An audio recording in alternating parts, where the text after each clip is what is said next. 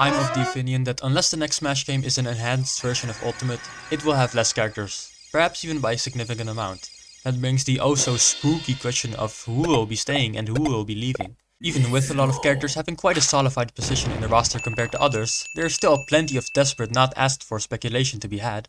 So with that out of the way, I'm quickly gonna go through every character in the roster and say what I think their chances are of being in the next Smash game. First, I want to get all the characters that are an easy shout for the next Smash game out of the way, aka the entire Smash 64 roster.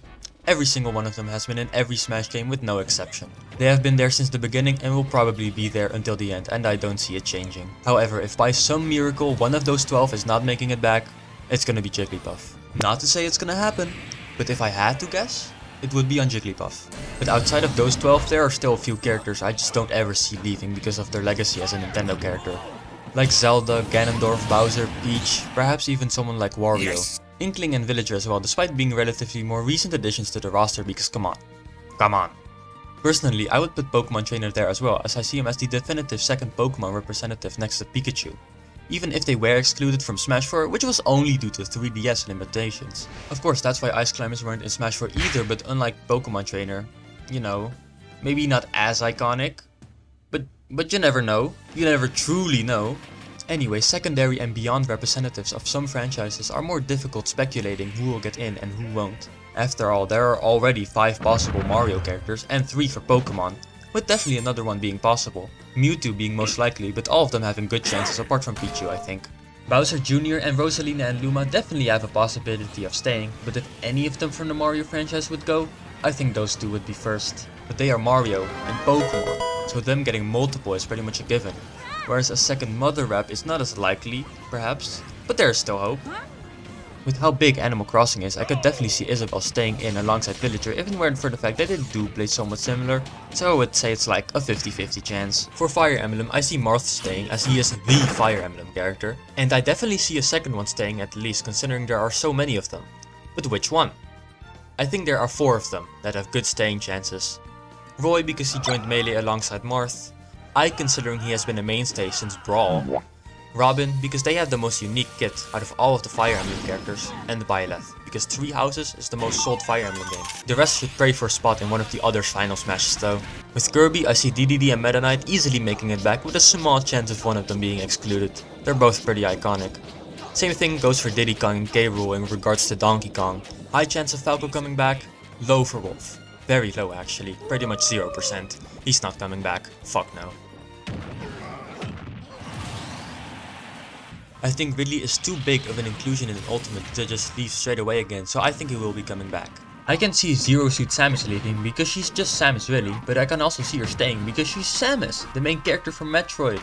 Also, they don't even play similar at all, so who knows really. Kid Icarus.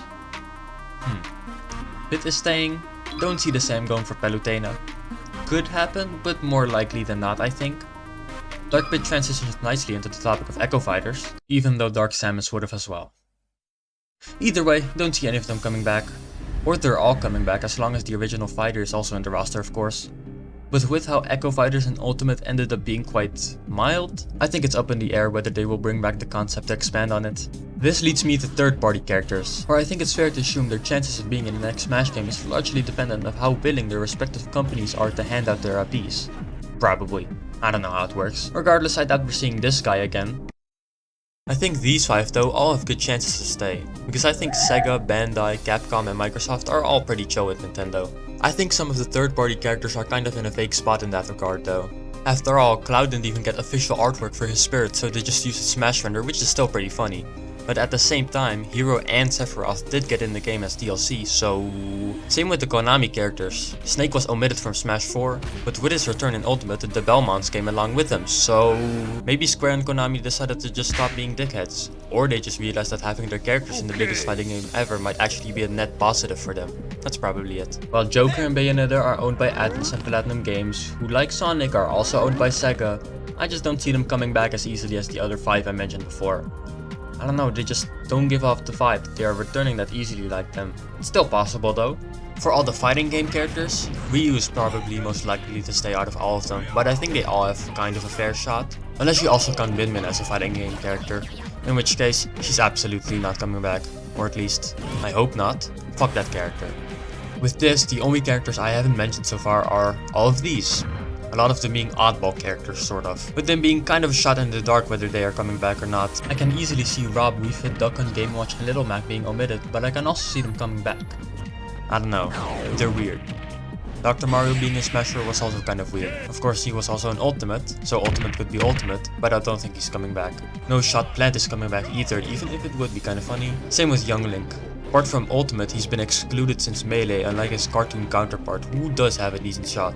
Olimar will probably stay because Pikmin is cool. As for the Xenoblade characters, I can see both of them being cut, but I can also see both of them staying, with a Xenoblade 3 character being added in. Only time will tell. Enemies are probably staying, because first of all, money!